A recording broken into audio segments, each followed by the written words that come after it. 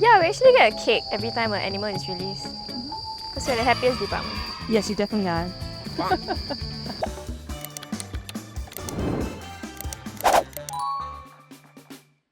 Hello everyone, I'm June from Mandai Wildlife Group and welcome to another episode of #AMA. Ask Mandai Anything, where you ask, we answer. Singapore is not just known for its incredible food and the vibrant urban scene.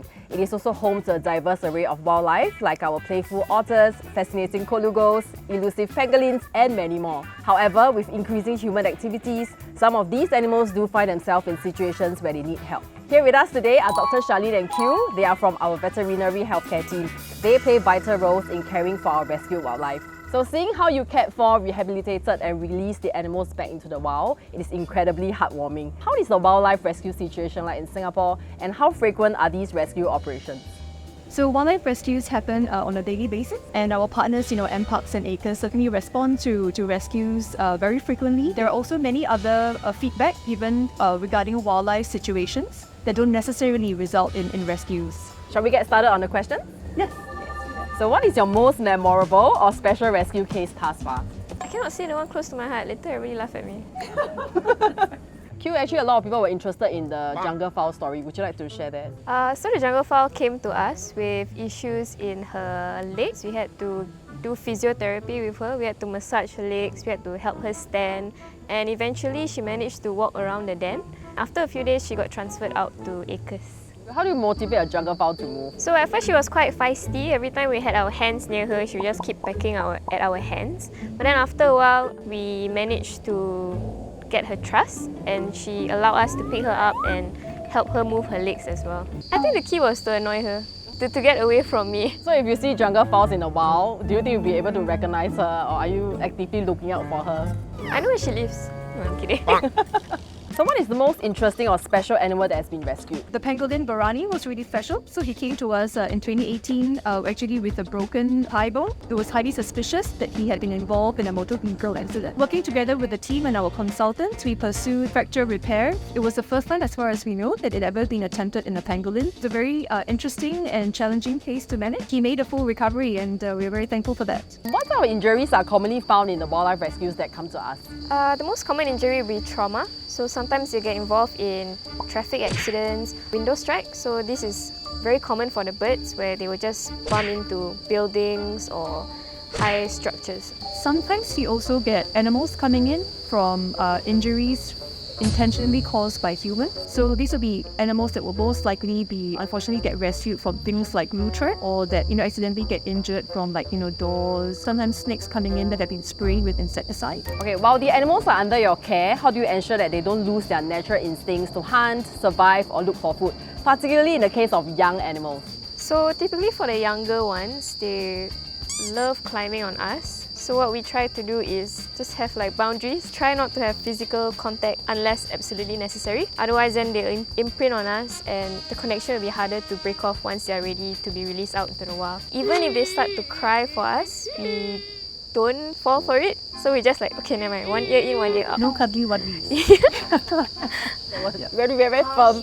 Yeah, harsh parenting.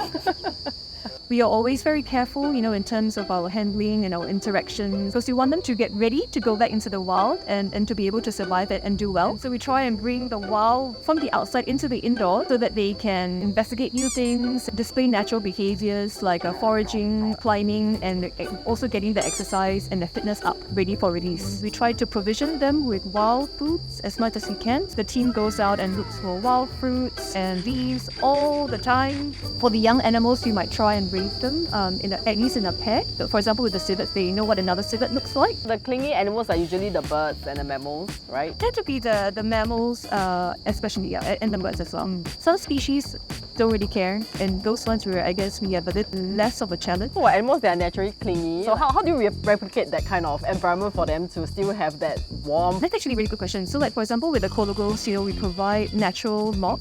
So basically something that they would naturally cling on to anyway. For example, use a PVC pipe, wrapped in towels or basically like a rubber mat. For example, in a case of a young pangolin that would normally naturally be clinging to its mom, we replicate that by providing a rolled up towel. So it's got some challenge also to hold on to. Is it more difficult to take care of the young animals or the more senior animals? The difficulty that we face in raising the younger ones is because they're so cute, right? So you just want to like cuddle, but no cuddly-wuddlies. And then for the adults, because they've been wild for so long, they just cannot trust you. It's not necessarily a bad thing, but we are here to help, so it's kind of hard to gain their trust. But if I had to choose one, I would definitely choose the younger ones. So for the new admissions of the wildlife rescues, what do you usually check for? Typically, we'll check the skin or the coat or the scales. Something important is their BCS, which is body condition score. Typically, wildlife is closer to the skinnier and leaner side compared to domesticated animals. Do you get attached to the rescue? Our viewers did mention that it must be very hard to release them after you cared for them. I definitely do get attached to them. So we had a pair of civets who came in. They were named Chili and Paddy. Chili was the feistier one, whereas Paddy was the very, very cuddly one. To see him go out and be his own man, it's like very sad. We all definitely get attached to our patients, especially for the animals that are hand-raised. We've cared for them since young and watched them grow up as well. One that comes, to mind is the Horsfield flying squirrel Bawa. She was really, really special to us. When she first came to us, she was just a little squirrel. We raised her until she was quite a lot bigger. We do rehab because the goal is to get these animals healthy and then back out into the wild. While we form attachments, we also know that what we want for them is to be able to live their life back out in the wild. Do you have any kind of graduation ceremony or celebration to mark their release? Yeah, we actually get a cake every time an animal is released. Because we're the happiest department. Yes, you definitely are. Shout out us to do that. We're so nice. We're the happiest department.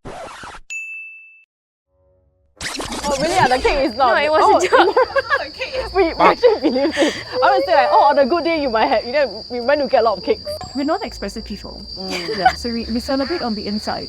What happens after you release the animals back into the wild? Are they tagged before release, and how do you keep track of them? We work to kind of like a passive tracking. So many of the animals that are released are microchipped. If the animal then gets re-rescued, we can scan them and identify this particular individual. The hand-raised civets also get a right ear notch. The pangolin scale get engraved with the microchip number.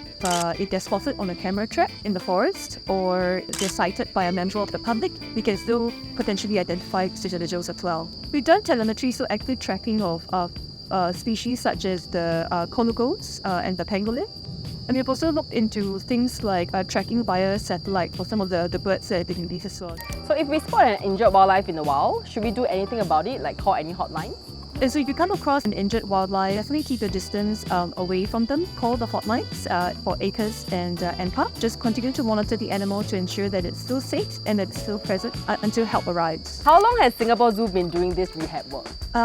We've been doing rehab work for a very, very long time. Especially at the beginning when we were the only wildlife facility in Singapore. Certainly over the years, it's developed and progressed. Now we work even more closely with our partners, NPAs, ACRES, as well as the rest of the nature community. And even the general public now also has a greater role to play with wildlife observations and management in Singapore. For example, in Southeast Asia and beyond, sharing knowledge from cases and actually also our experiences. Will we have to worry about running out of release sites in the future? We should be mindful that for our wildlife to also have homes to live in, that our natural spaces will also need to be protected and potentially enhanced and even expanded. With the Singapore Green Plan as well as our City and Nature Plan, it's very important in terms of supporting our wildlife and allowing them opportunities for homes to live in as well. So one way that we can help is actually drive carefully around areas where there are a lot of wildlife. This will reduce the road traffic accidents. When we go out to nature reserves or if we come across any wildlife animals, what we can do is respect them and keep our distance. We can observe from afar and we don't engage them in any way. So for example, we don't feed them, we don't touch them, and we don't chase them around. We just let them be and we respect their space and they respect ours as well. We can also take part in planting, which will help in habitat enhancement. And this will ensure that all the wildlife have a home to stay in. Thank you so much, Dr. Charlene and Q. Thank you for sending in your questions. We had a lot of fun answering them together. And that's it for this episode of #AMA. Ask Mandai anything, where you ask, We answer. Bye-bye!